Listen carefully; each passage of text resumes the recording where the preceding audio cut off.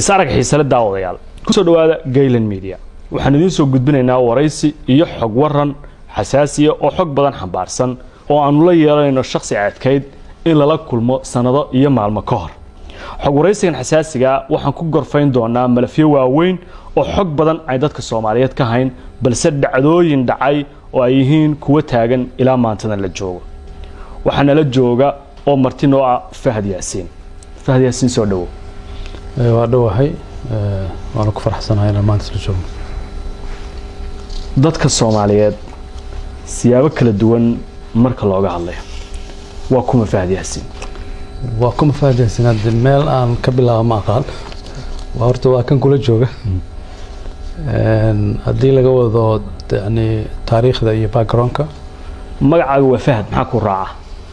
aniga waxaa la yiraahdaa Fahad Yaasiin Xaaji Taahir waxaan ku koray qoys diineed inta aanan ka gudbin Fahad Yaasiin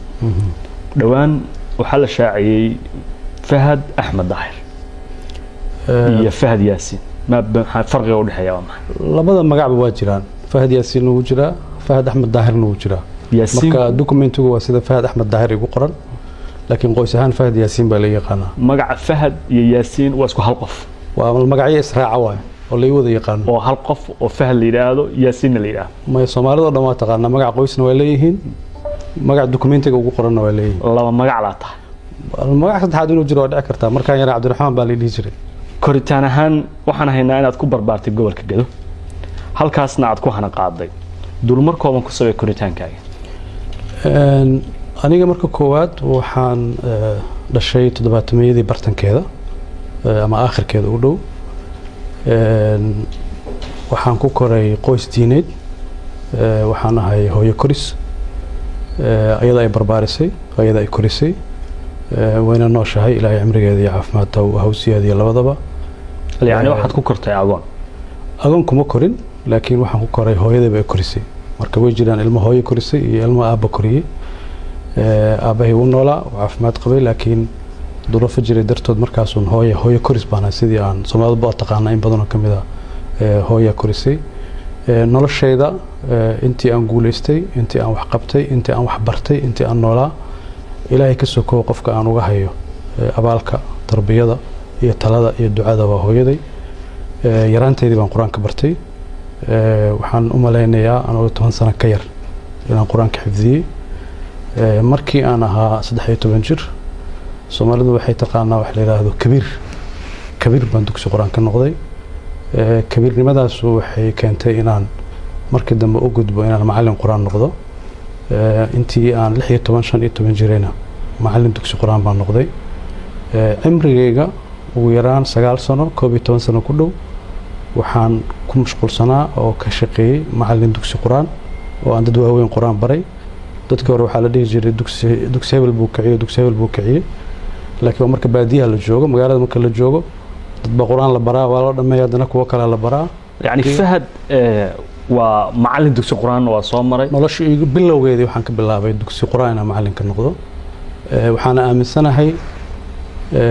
in noloshaydu inay guuleysato ay laba shay asaas u tahay waalidkay oo hooyaday kow ka tahay iyo noloshaydu inay quraan ka soo bilaabatay 9 sano ku dhawaad oo cimrigayga marna isku jir waxaan ahaa imaam masaajid oo salaada 6 salaad tujinay taraawiixdana tujinay sidoo kalena macallin dugsi quraan ah dugsigaas iyo masaajidkaas xagee ku yaala meel kala duwan ku yaalay Kenya ku yaalay Soomaaliya ku yaalay xataa markaan jaamacadda dhiganay jaamacadda waxaan ka ahaa macallin quraan waa ma san tahay da'daada koranimo intii aad ku jirtay waxaad u safartay Yaman ma jirtaa Yaman waan ku soo waday waa markii dambe oo aan waxbarashada qaybteedii jaamacadda aaday jaamacad leeyahay jaamacad Iimaan ardadii ugu horeysay oo sanadkii labaad markii jaamacadda la aasaasay dhigatay baan ku jiray jaamacadda muddadeedu waa dheeraa ma aanan awoodin inaan dhameysto sanado maxduud ah aan dhigtay oo taas igu kaliftay markii inaan mar dambe maxaad baratay marka waxaan bartay maado isku dhex jirta waxa la yiraahdo culum insaaniya marka maadooyin shariicada islaamka ah iyo maadooyin taariikhda psychology-ga cilmiga bulshada juqraafiga isku dhex jira waa kulli mana aadan dhameysan insaaniya ma aanan dhameysanin qayb kamid ah dhigtay laakiin jaamacad kale mar dambe ka dhamaystay kasokow in waxbarashadaadu ay qoys diimeed ka soo jeedo oo sida dadka Soomaalida in badan oo kamid ah ay ogtahay ama siyaabo kala duwan loo wariyo haddana aad sheegtay in qoys diimeed ka soo jeedo Yaman maxaa kale ka soo qaadatay oo dhaafsiisan waxbarashadaas jaamacadda xerow baan ka noqday waxyaabo diinta kutubada qaar oo culumaan ka akhristay waxaan xaadiray muxaadarooyin culimo waaweyn oo adduunyada kamid ah sida Sheekh Muqbil Haadi Alwaadici Sheekh Maxamed Xasan Daddo oo hadda caalim weyn oo Mauritania sharaf weyn ay ahayd culimadaas waaweyn inaan arkay ayagoo muxaadareynaya waxaad ahayd xerow salafiya oo culimadii kala duwanaa ee Yemen joogay ee fikirka salafiga islaamiga aaminsanaa ka soo tacadufay fikirka salafiga oo ku koray aniga waxa xataa aan doortay ma aha markaan aqliyeystay hooyaday way xijaabneed Fahad waa wariye inta aanan dhowr su'aalood oo kale aan u gudbin Fahad ma leeyahay xirfad kale wariyanimo xirfadeeda kale waa macallin quraan wariyanimo iyo macallin quraan xirfad kale ma jirto xirfadda saddexaad waa siyaasad hayaanka wariyanimada isaga goorma soo bilowday waxaan ku galay waxaan la yiraahdo afka carabiga lagu dhaho hiwaaya dookh inaan jeceshahay 1996 95 aakhirkiisii baan bilaabay artikalo qoraalo yaryar inaan qoro labadii kun markii la soo gaarayna waxaan bilaabay inaan Somali Talk website la yiraahdo aan ka mid noqdo dadka wax ku qori jiray muddo 6 sano ku dhawna editor baan ka noqday website-da Soomaalida kuwa ugu horeeyay ugu saameynta badnaa buu ahaa cases fara badan difaacay oo sabab u noqday inay Soomaalidu ku baraarugto ay ka mid tahay case-kii badda article joogta baan ku qori jiray oo isniinlaha Fahad iyo isniinta la dhihi jiray oo siyaasadda ku faalayn jiray ka bacdi waxaan noqday waxa la yiraahdo freelancer wariye xor ah oo aan u noqday BBC-da Carabiga television al-caalam la yiraahdo ilaa hadda jiro Iran ka shaqeeya idaacado fara badan oo ajnabi ah joornaal carabi aan wax ku qori jiray sida Quds al-Arabiya Sharq al-Awsat laakiin freelancer ma waxaan u ahaa freelancer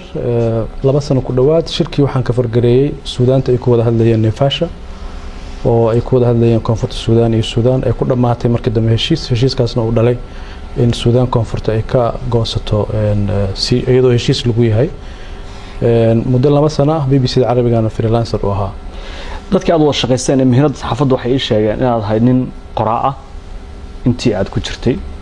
sidaad ii sheegtay Soomaaliyeed ayaad wax ku qortay oo muddo dheer faalada isniintii Fahad ka shaqaysay